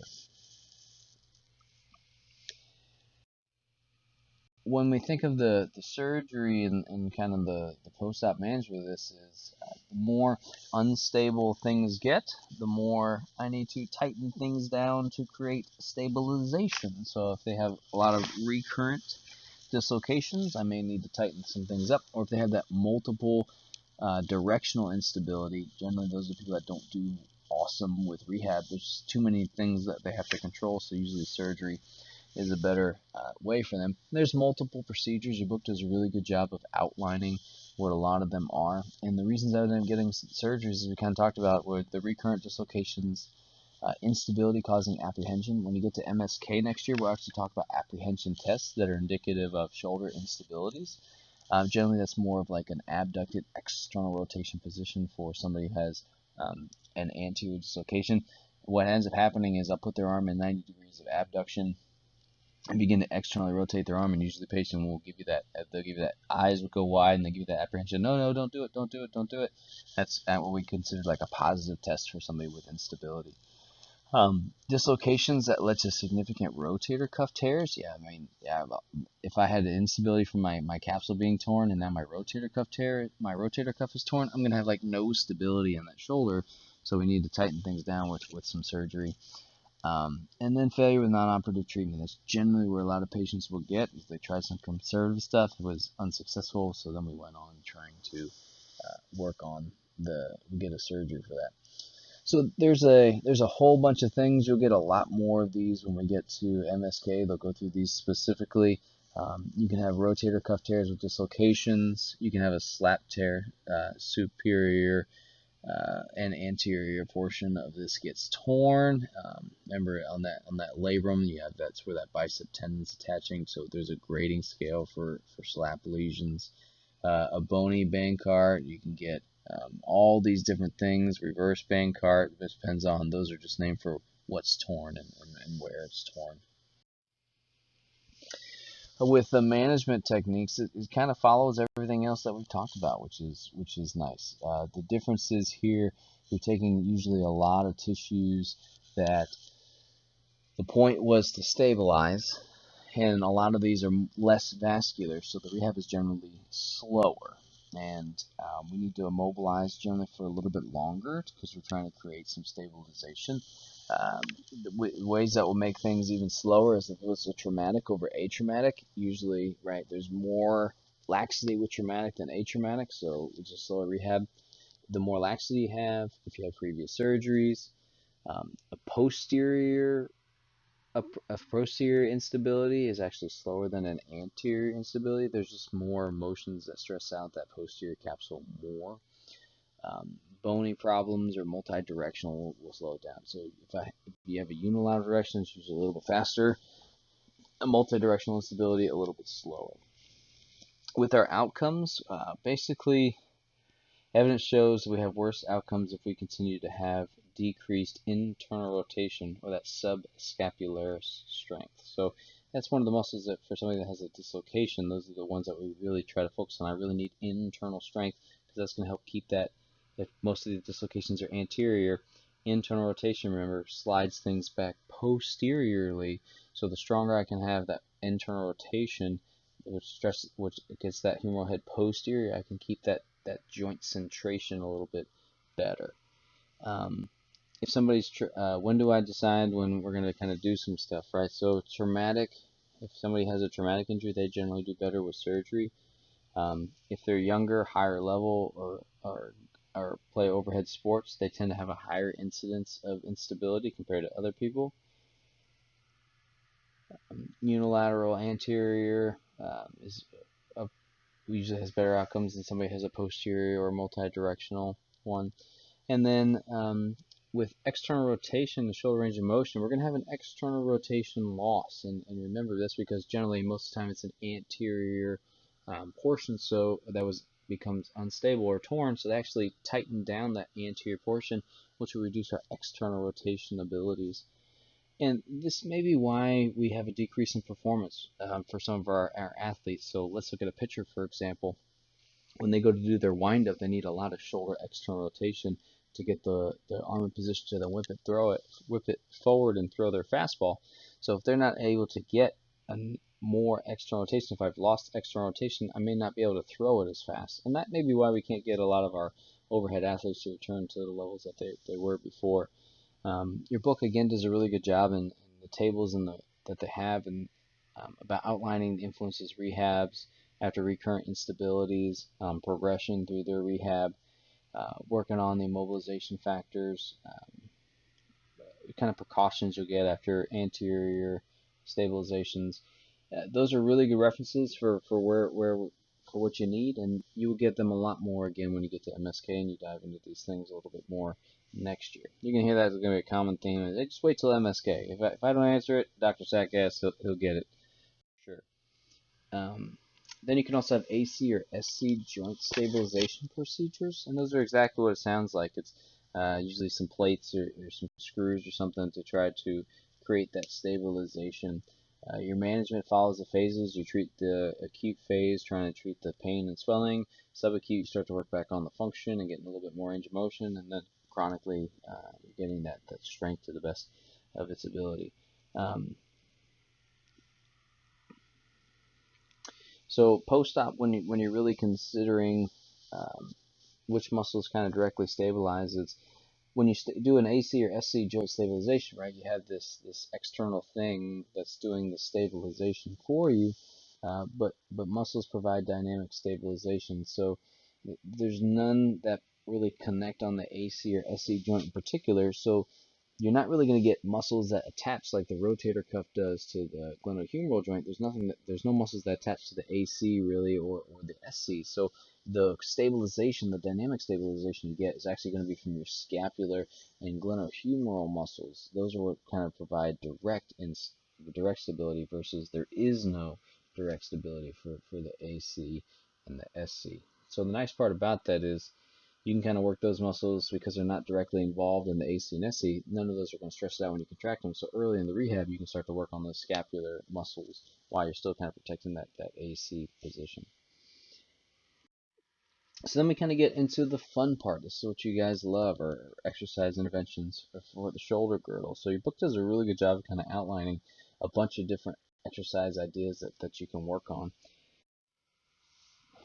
So during the acute and early subacute phases, again, these will always be, these are ideas. Not everything is appropriate for every patient. You have to think about what's kind of in front of you. But you guys have all seen wand exercises where they're using a stick or a cane or something to help them get through some ranges of motion, trying to make it as passive as they can or kind of active assistive, depending on what your surgery was. And you can kind of make some small adjustments. So if I had an anterior capsule issue, then I want to put a towel underneath that distal part of the arm because that will put me in less abduction, which we know that going into abduction pushes that humerus forward and stretches out the anterior capsule. So if I put basically a block where I can't get to horizontal abduction, I'll protect that anterior capsule a little bit. For impingement, we kind of talked about how shoulder external rotation will allow for more subacromial space compared to internal rotation. So you can actually have the people supinate the forearm, which is actually going to force your whole arm to go into external rotation more. So doing things in a supinated position rather than a pronated position with those overhead exercises is really helpful for patients that have impingement. You can do ball rolling or tabletop dusting. You can do window washing, pendulum, Codman exercises with the add weights. We kind of talked about that a little bit. If you're not supposed to be stretching anything, you don't want to add any weight. In the subacute or chronic phase for folks, if you're trying to really work on the pendulums to get more glenohumeral range of motion, you can actually use a belt to kind of stabilize the scapula so you get less of the scapular protraction and retraction as you're doing the pendulum in more isolated glenohumeral position. And then as you get into larger circles, right, starting small and then working into larger circles, the larger circle you get, the more increased activity you're going to have in supraspinatus and infraspinatus.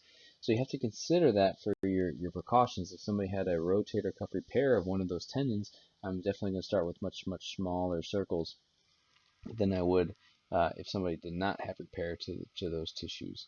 Again, your book has pretty good pictures here about kind of what they're talking about. We're adjusting some of the exercises based on some of the other things that they have, and they'll talk about like the gear shift exercise is a little bit more as well. So continuing on with the early motion of the scapula, where we could do side lying, prone versus sitting to try to get the different positions of the scapula. It would depend on the precautions of where I want to go, how much resistance am I allowed to have on this kind of position. In chapter, if you need to, you can refer back to kind of chapter 3 to look at description of passive range of motion versus active range of motion versus active assistive of the scapula. And then we do early neuromuscular control of this kind of area. So you definitely want to do multiple angle muscle setting. Remember, muscle setting is just another term for isometrics. And then we have our protected weight bearing. If you remember Dr. Lenneke's kind of chart that she had, kind of that closed kinetic chain did not have a ton of exercise, a ton of muscle activity in comparison to something like the pulley. So kind of compression or that weight bearing is a way to get that muscle activated without activating it too much, where you could re-injure some of the healing process. And then we have a ton of uh, kind of flexibility and range of motion exercises. These are kind of like the self stretching techniques you can do to increase shoulder range of motion. So these end up being really good exercises for patients to do at home to improve what you're looking for. So an example for that is we want to look at, if we want to improve shoulder flexion and we want to improve horizontal adduction, well then we can kind of do our cross body posterior capsule stretching, because that will help for both of those. If we want to work on flexion and elevation of the arm, this may be what we're doing more of like a table slide, where a patient is in a seated position and they slide their arm forward and then they bend their trunk forward to get a little bit more shoulder flexion. Now, if we're looking at external rotation, we may do you put your arm up on the wall, kind of like in a pectoral major stretch position, and then you lean in to try to stretch the anterior capsule out. That would be a way. Same thing with internal rotation. You can end up doing like kind of a sleeper stretch or that cross body, and you work on that posterior capsule. And you guys can read all these different things as you're looking for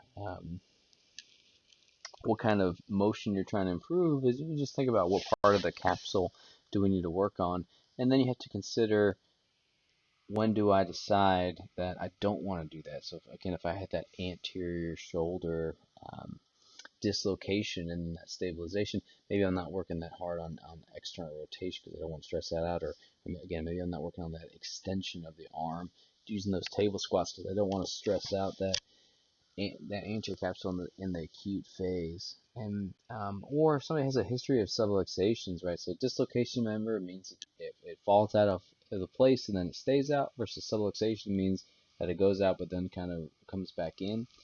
So if somebody has a history of multiple subluxations, usually ask them, okay, well, show me what position your shoulder is when you have those dislocations, and generally it's that shoulder abduction, external rotation, 90-90 kind of position that people say, this is where my shoulder feels most unstable.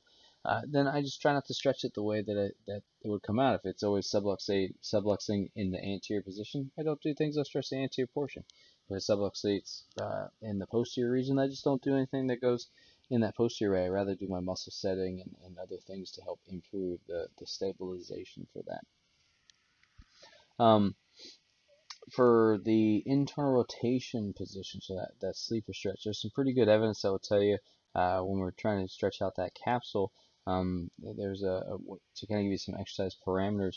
Saw some pretty significant changes in glenohumeral internal rotation when I had patients do 5 stretches for 30 seconds over the course of 4 weeks. So that'd be a way, that the idea, again, we're looking for that 30-second kind of stretch, working our way towards getting into those creep principles, and then doing it frequently to try to allow the body to do its changes. So it's just something to consider, and your book does a really good job here of kind of illustrating what a sleeper position looks like, and what shoulder abduction and elevation and all these kind of different almost self-mobilizations that they'll have that you can look at for reference to kind of improve different motions. So consider what motions are limited that you're allowed to work on or that you want to work on, and then consider trying to find a position that will help you either kind of passively let a patient kind of get into the position, or B, having things a little bit more active to work on those as well.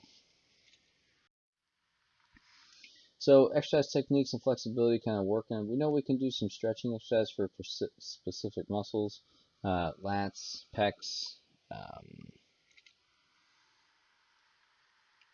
other pecs, levator scapula with the rotation. I think you guys kind of saw that when we were talking about in lab today about adding in what rotation things go. So this was that example of which one of these is a better levator scap position. Well, we know that that levator scap inserts on the superior angle, so if we can get that superior angle down in an upward rotation of the scapula, that will stretch that more. So actually the picture on the left will be a slightly better version than the picture on the right for levator scap. And then upper trapezius, thinking the same way, right? That upper trapezius, when the right side upper trapezius contracts, that will create left rotation, so it does contralateral rotation. So adding in a little bit of a rotational piece. So the picture on the right here would be the full stretch of all the things that the upper trapezius does. I think we kind of talked about that a little bit again in that lab, so I'm hoping that kind of stuck with you. And then trying to improve muscle performance and control, right? This is where you can get into those isometric exercises. With the isometric or the exercise, we have to think of like what the scapula is doing. So if it's elevating too much, if you're seeing people shrug their shoulders too much, then we want to work on depression. So what muscles kind of depress the scapula? Well, that's a low trap, so let me work on that.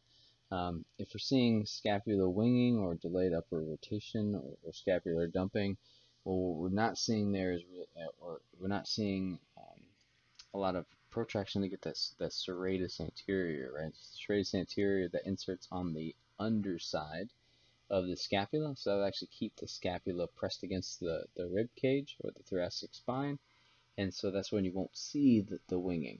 So again, you can kind of use what deficit you're seeing, think of what you're seeing too much of, and go after the muscle that works a little bit opposite that way. Rounded shoulders and scapula protracted, and so that means we want to work on retraction, and that's done by rhomboids and mid-traps more specifically. So we can use isometrics to kind of put them in the position that they're not getting into, and then work on resisting getting out of there, right? Iso meaning same, metric meaning length, so we're not changing the muscle length, we're just trying to increase that position awareness. And then you can do kind of multiple angles of the isometrics of the shoulder. So that would be, you put your shoulder in 90 degrees of abduction, and you do some resistance on the external rotators in that position. Then you can have the arm stay in that same 90 degrees of abduction, but then go into 90 degrees of external rotation, and then you can do isometrics there. And you can work on through different ranges and different of motion to try to work on that isometric. Really good when you're working on shoulder stabilization. So if somebody has a rotator cuff pathology or post-op from a labral procedure, then multiple angle isometrics are my friend because their isometrics are good for pain, they're good for swelling, they're also good for stabilization.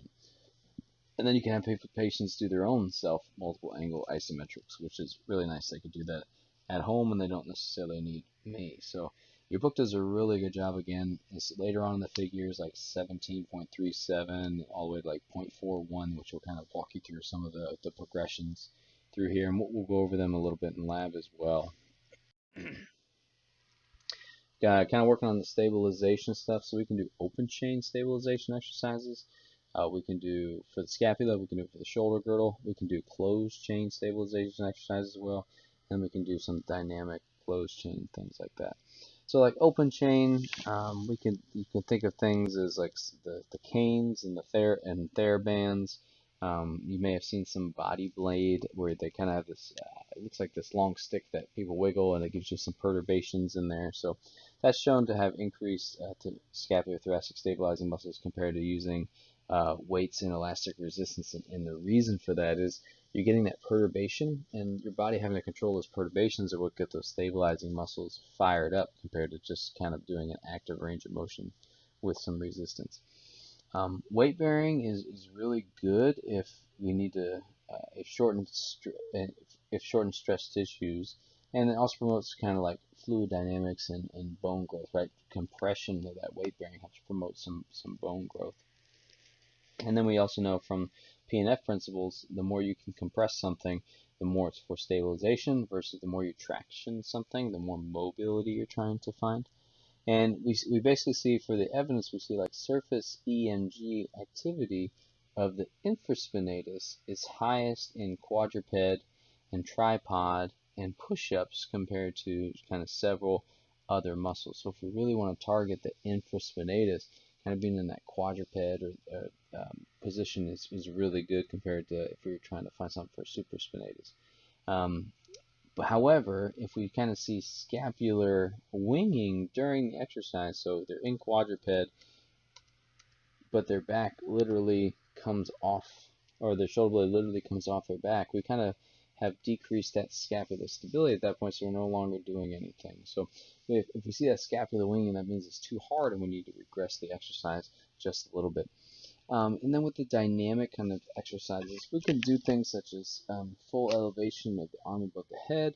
That kind of what going into that motion, we get all parts of the trapezius and the serratus, and we want to work into the lines of that lower trapezius as well.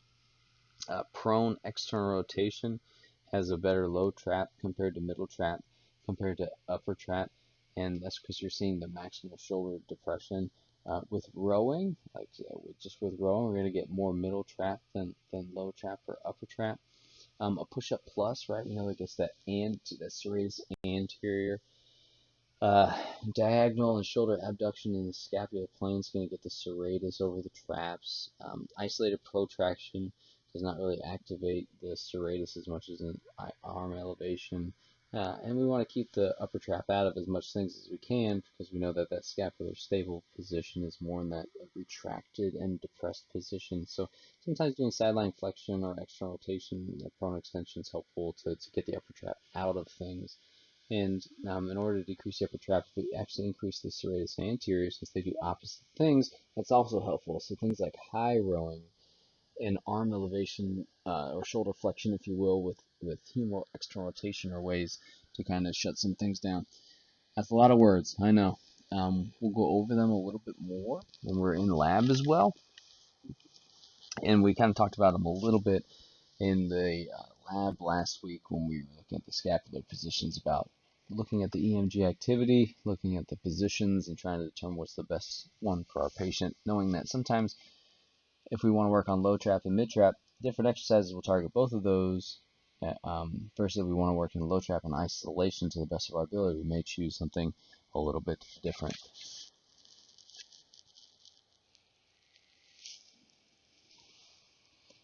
So this is an example of that quadruped position where we're seeing the scapulus pop off the back here. So that's that winging, that whole medial border has kind of come off.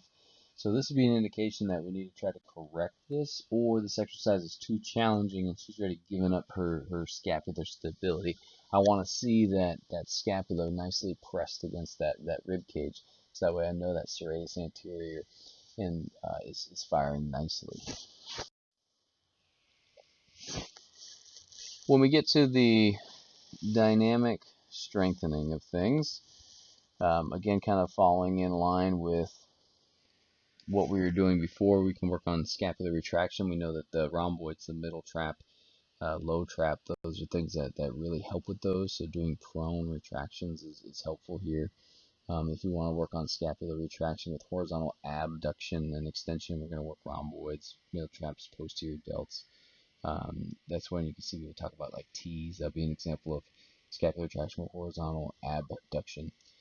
If we do a little bit of more external rotation, so if we put the thumbs up when we do this in that T position, we're going to get a little bit more lower and middle trap activation than we were if we had our hands in a neutral or thumb down position.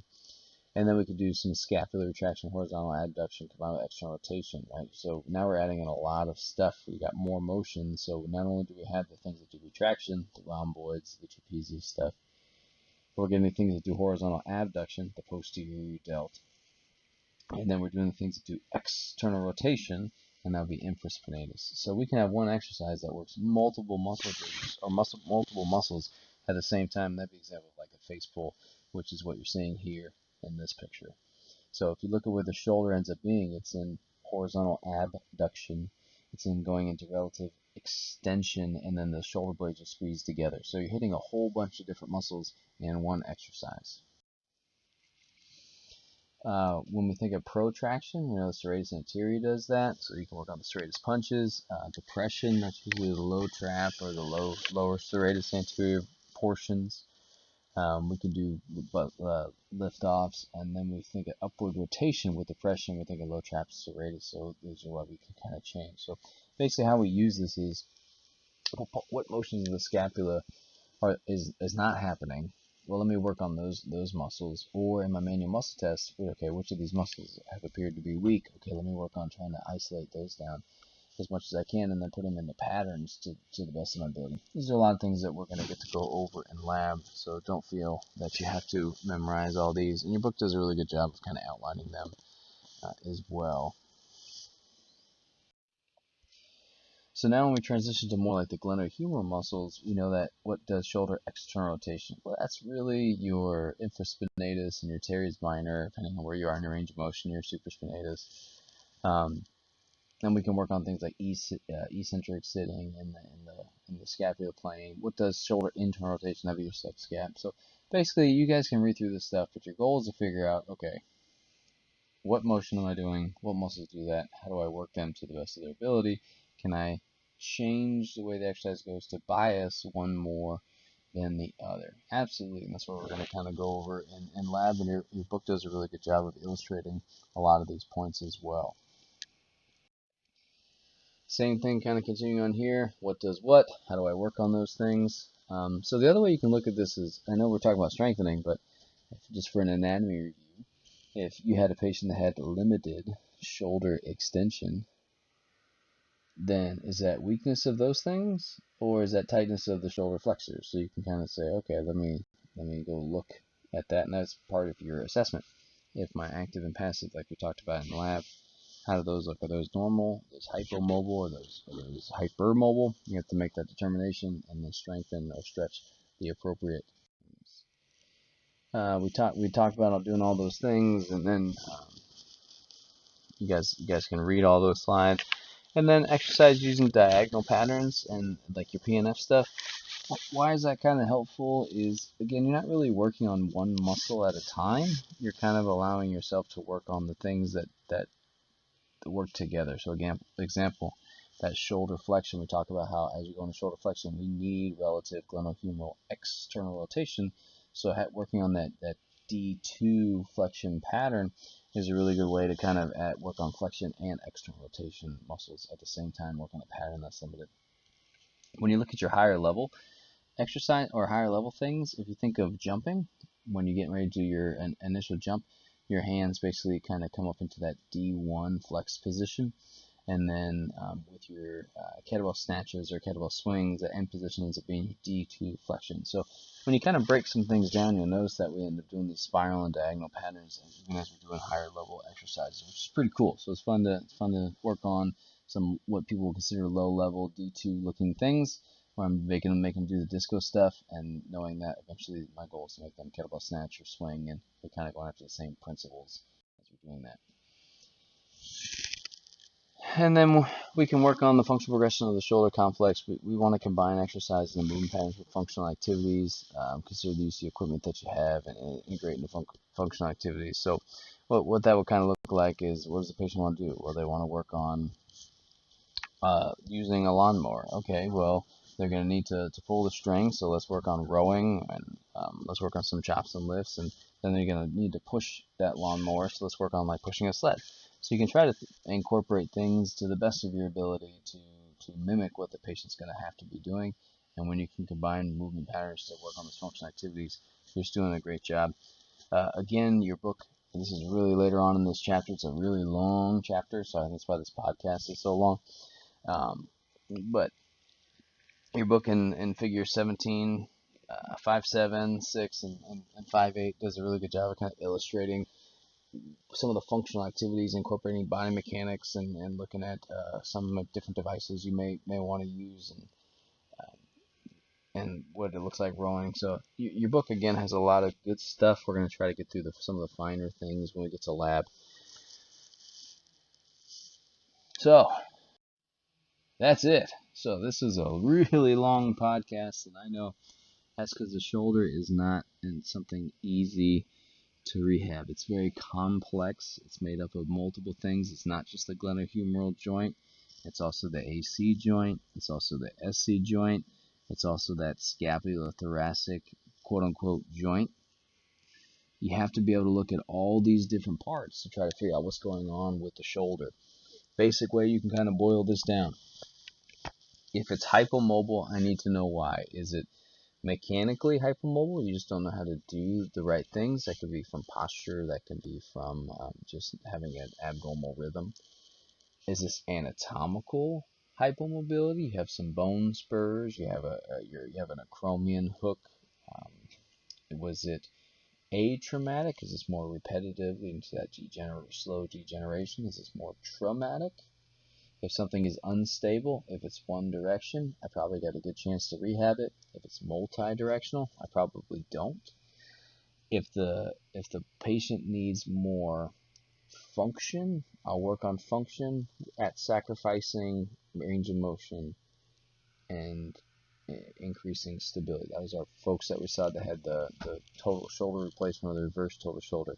My goal is no longer full shoulder range of motion. It's function, because we know that the main reason people are getting that surgery is for pain. So I want their pain to be down. I want them to have as good as function they can get. I want things to be as stable as they can, and I will give up not getting 140 degrees of motion if that's the case, and that's what I need to do. With your pathologies, if the injured tissue is something that's supposed to do stabilization, your rotator cuff, your labrum, that's mostly what my rehab is going to focus on, is increasing my stabilization dynamically to the best of my ability. Understanding that that comes from the local muscles around the shoulder girdle itself, and then also the distal muscles you're going to get on that scapulothoracic, because that really controls what happens happening at the shoulder. Best example of that again is if you let that shoulder get that rounded forward position, that's basically what we call the weakness in the low trap and the mid trap, those things that will compromise that subacromial space and lead you to have degeneration tissue earlier.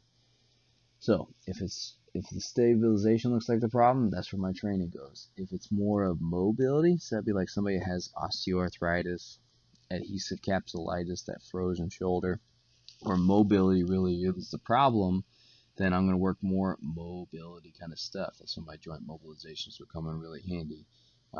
My active inhibition exercises to kind of work on stretching. And if I can't get a patient to get where they need to go, maybe that's when they need the manipulation under anesthesia. So again, this is a lot of stuff. We'll go over some of the exercises in particular to kind of get you guys good to that. And remember that you're going to get a lot more depth, and it's going to be not one day and one chapter working on one joint when you get to MSK next year, when your job is really going to get to figure out how to get in there, figure out what the pathology is, but understanding that you're really going to treat the impairments is what we're talking about here. Is impairment hypomobility? Is impairment hypermobility? Is it instability? Is it weakness? Is it tightness? Those are the impairments you're going to really be working on, understanding that you're going to get a diagnosis eventually of a rotator cuff tendonitis versus a rotator cuff tendinopathy versus a rotator cuff tear. So a lot of stuff. I know this one would definitely be the longest of the 3 this week, so hang in there.